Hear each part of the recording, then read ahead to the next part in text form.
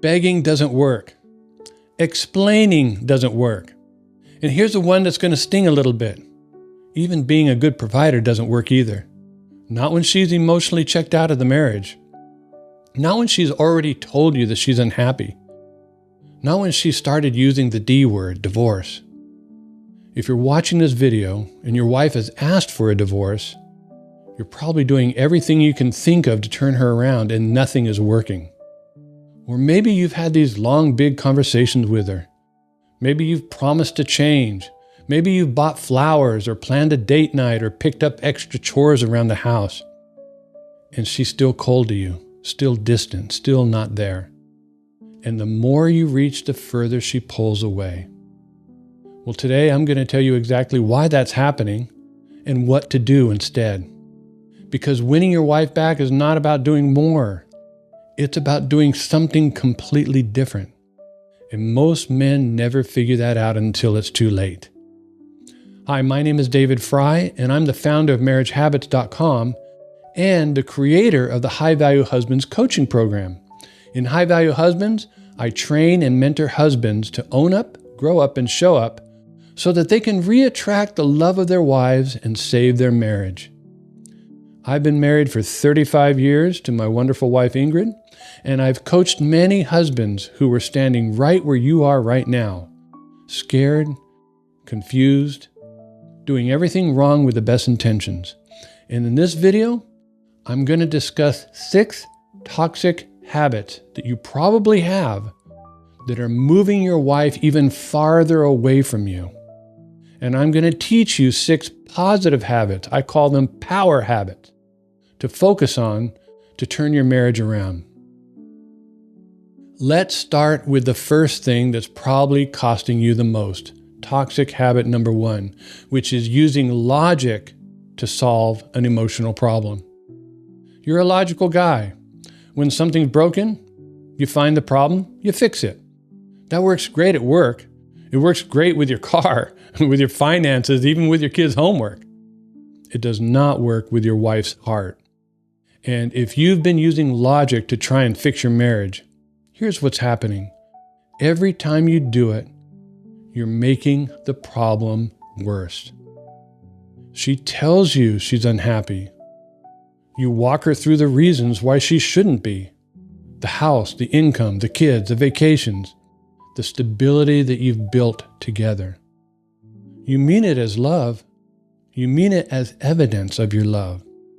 You're essentially saying, look at everything I've done for you, for us. But here's what she hears on the other side of that. She's telling herself, he thinks I should be grateful instead of heard. He doesn't even see me. And what does she do with that? Well, she stops talking to you about it. Not because the problem went away, but because she gave up on you being able to meet her where she is. Or maybe she brings up something you did or didn't do 6 months ago, and you go into lawyer mode. You start building your defense. You poke holes in her argument. You bring up evidence. You remind her of the context. You correct her on the timeline. And guess what? You win the argument. And she goes completely quiet. And you think, good, she finally calmed down. And for a moment, you feel the satisfaction of her seeing her own faults and mistakes. But she didn't calm down. Instead, she just gave up. Because what she needed in that moment wasn't a debate. She needed to feel understood. There's this old saying that people don't care how much you know until they know how much you care. That is so true. Your wife is not looking for the right answer. She's looking for the right feeling. And when you lead with logic during an emotional moment, you're sending a signal loud and clear that you can't give her that feeling. You need to break the toxic habit of trying to change her mind using logic. It just doesn't work. Women are emotional creatures. Now instead, consider focusing on the power habit of giving validation.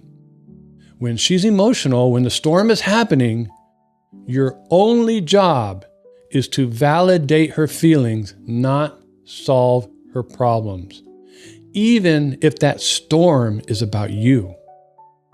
You don't have to agree with everything she says. In fact, you're probably not going to agree with many things she says. But validating her feelings is not agreeing. It's just letting her know that her feelings are real and they're important to you. Validating is acknowledging how she feels before you say anything else. For instance, I hear you. That sounds painful. Tell me more. Those are words of validation. That's it. When you say those words, let the dust settle. Let her feel heard. And then, and only then, you can talk about solutions. This is part of being emotionally mature. The men that I've coached who make this one shift report something remarkable. The habit of validation is almost like a magical wand. And when a husband validates his wife's feelings, she starts talking to them differently. Maybe not immediately, not dramatically, but it lowers her distrust and increases her attraction to you. A little door starts to crack open because for the first time in a long time, she felt like someone was actually listening. That someone should be you. That's the habit of emotional validation, and it's one of the most powerful habits you can build as a high-value husband. Okay, toxic habit number 2, acting from anxiety instead of clarity. So here's what's happening inside you right now. If your wife has asked for a divorce, you're probably very scared. You don't want to lose your marriage. You don't want to lose daily life with your kids. And you don't want to come home to an empty house. That fear is real, and it's completely understandable. But here's the problem. Anxiety is not a good advisor. Anxiety doesn't care about the long game. Anxiety wants the pain to stop right now. Anxiety says, send her another text, bring her flowers, tell her again how much you love her, beg her one more time to give it another shot. And I want you to think of anxiety like a separate part of yourself. It's not really you, not the real you. Your anxiety is a panicked version of you that's running on fear. And when that panicked version of you is in the driver's seat, you do things that feel right in the moment but make everything worse. She can feel it. Women are wired for this. She can feel the difference between a man who's showing up out of strength and a man who's showing up out of desperation. And desperation does not attract her back. In fact, it confirms her worst fear, that the man she married doesn't have the emotional maturity that she needs to feel safe. Let me tell you about a husband that I'll call his name Mike. Mike's wife had told him that she wanted a separation. And of course, he was terrified, and that terror drove him to text her constantly, these long emotional messages about how much he loved her and how he'd do anything, how their family needed to stay together. He thought he was fighting for his marriage. She thought he was smothering her.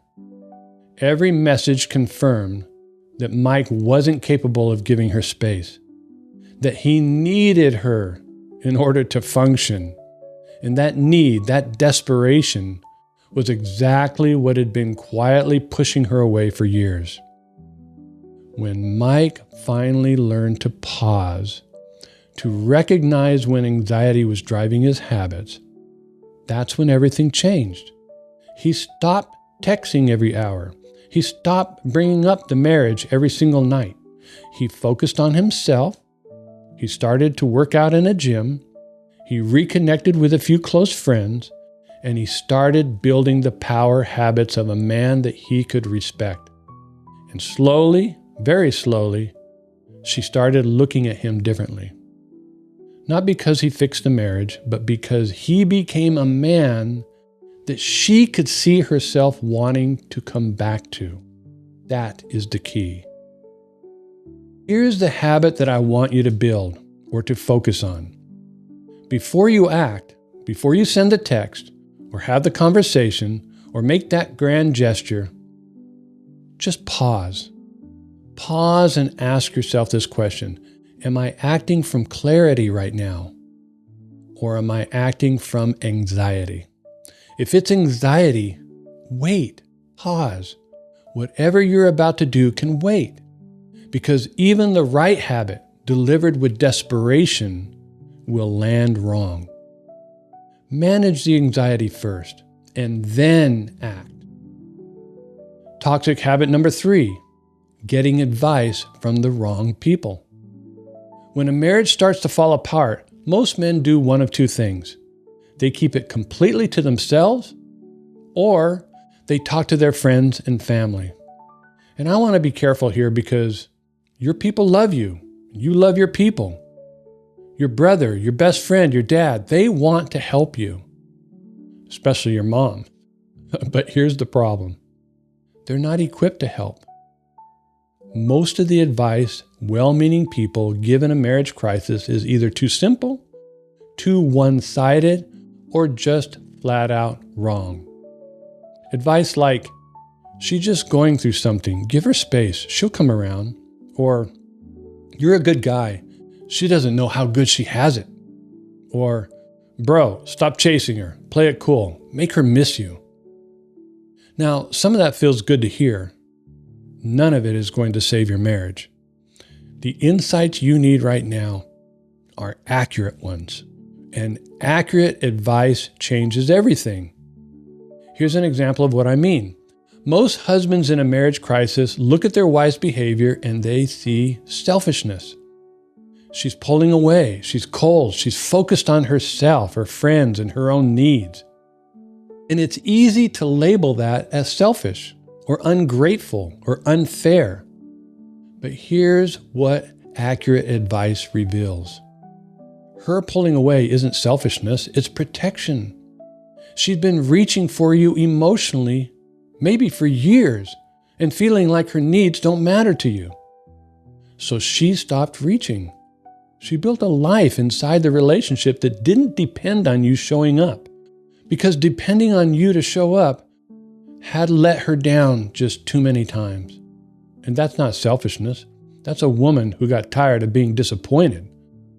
And when you see it that way, when you really let that land, it changes how you respond to her. It stops feeling like an attack. It starts feeling like information or feedback.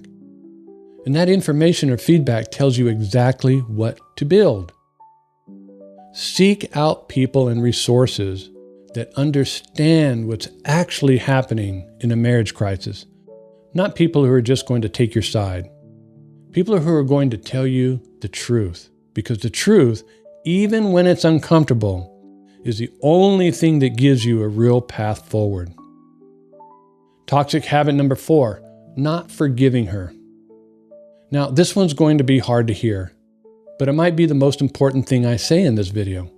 If you want to win your wife back, if you want to rebuild something real, you have to forgive her. And I don't mean a begrudging forgiveness like, fine, I forgive you. I mean real forgiveness. Complete peace. No more keeping score. No more bringing up what she said 2 years ago when you're fighting about something else today. No more rehashing the ways that she failed you and making it ammunition in your current conversation. Because here's what happens when you don't forgive. And I see this habit in so many of the husbands I work with. You can do all the right things on the outside. You can show up differently, communicate better, take ownership. But underneath all of that, there's a slow burn, an internal scorecard you're keeping, and she can feel it. She doesn't always know exactly what it is, but she can feel that something in you is still withholding, some internal resentment, something that still resents her for whatever she's done that you didn't like. And as long as that's true, that trust between you cannot be rebuilt. Because real forgiveness is what makes emotional safety possible. Now, I want to be clear here. Forgiveness is not a one-time decision. It's a habit. It's a daily, ongoing practice. Some days you'll feel it. Some days you'll have to choose it, even when the feeling isn't there. And it's not just about her. You may need to forgive yourself too. Forgive yourself for the years that you didn't know better, for the habits you carried that hurt her without even realizing it, for the connection you let dissolve because you're just too busy with other priorities or distractions. You didn't know that you didn't know. You didn't go to some relationship training school. You didn't see it when you were young in your parents. And beating yourself up about it doesn't help anyone. So own it, learn from it, and then let it go. That's the habit of self-forgiveness, and it clears the ground for everything else to grow. If you can't have compassion and forgiveness for yourself, it's going to be very hard to show compassion and forgiveness for your wife. Toxic habit number 5, blaming everything on your wife. Here's one of the most common habits I see holding men back. Instead of taking extreme ownership, they continue to blame their wives and insist that she needs to change to solve all their marriage problems, waiting for her to admit her part before they'll own their part. I've heard men say, "I'll own my stuff when she owns hers," or "I'm not going to take all the blame here," or "It takes two people to create these problems." All of that might even be true, but none of it is going to help you. Because here's what extreme ownership actually means. And this is the habit that separates men who turn their marriages around from men who don't. If you're a high-value husband, you own everything you have done, and you own everything you did not do. You own the moments you checked out. You own the conversations you avoided. You own the emotional distance that you maintain because it was easier than showing up. You own the ways that you communicated poorly or didn't communicate at all. You own the unspoken expectations that you held for your wife, where you told yourself, "I provide this for my family, and in return, I deserve her respect and her affection and her cooperation," without ever saying any of that out loud. And then, when she didn't fulfill her side of the expectation that she never agreed to, you grew resentful, and she felt that resentment without understanding where it was coming from. When you think about the damage in this marriage, even the damage she contributed to, I want you to ask yourself these 2 questions. Question number 1, what role did I play in creating the damage in my marriage? And you have to be raw and honest with yourself. The second question is, what could I have done differently that would have created a better marriage for us? Now that forces you to look in the mirror honestly. You're not asking yourself these questions because you're responsible for her choices, but because taking extreme ownership is where your power is. You can't change her habits. You are powerless to change her habits. You can influence her by changing your habits. And when you change yours, when you genuinely change them, not as a tactic to get her back, but as a commitment to being a better man, she will notice. Not always right away, but she notices because the man standing in front of her starts to feel different. And that feeling is the beginning of something real. Okay, here's the final habit. Toxic habit number 6. Needing her instead of wanting her. This is the one that might be the hardest habit to break because it doesn't feel like a problem. It feels like love. Your love for your wife. You want your marriage. You want her back in your life. And because the stakes are so high, that love has started to feel a lot like need. You monitor her mood to gauge how the day is going to go. You check her phone when she's in the other room. You adjust who you are based on whether she seems open or closed. You stop doing the things that you used to love doing because you're so focused on managing this or that crisis. And slowly, without realizing it, you've stopped being a man with his own life, his own direction, and his own identity. You've become a man whose entire world revolves around whether his wife is happy with him today or not. A yes man who is always walking on pins and needles with his wife. Now, this might sound counterintuitive, but that is not attractive to her. She loses respect for you when you are a people pleaser for her. And you do it not because you're weak, but because the habit of constantly pleasing her is communicating something that she can feel, that you need her in order to feel okay with yourself. And a man who needs her in order to be okay with himself is not a man who makes her feel safe. He's a man she feels responsible for. And here's what she's telling herself when she senses that habit in you. She says, I can't be his everything. I'm already drowning. I can't carry him too. She feels like she's mothering you and being smothered by you. And she pulls away further and further. Not because she doesn't care, not because she doesn't love you, but because she's trying to just survive. The shift here is one of the most counterintuitive truths in all of marriage work. You have to go from needing her to wanting her. And wanting her means I have a full life. I have direction. I have things that matter to me. I have habits of a man who respects himself. And I choose you, not because I fall apart without you, but because you make my life better and I make yours better too. Now that's an offer that she's going to say yes to. When your wife feels that you need her, she feels pressure. Pressure to give back, pressure to perform, pressure to reward you for your good behavior. Wanting her is completely different. Wanting is an invitation. Here's one of my biggest and most important pieces of advice in this message. Build a life you're proud of, separate from whether your marriage survives or not. Not as a tactic, not to make her jealous, because a man who is becoming his best self, he is a man worth coming back to. And that's the habit of self-leadership. And it's the foundation of everything else. A man who has his own mission, has his own goals, has his own life, is attractive to her. And when you invite her into your mission-oriented life, it creates a desire in her for you.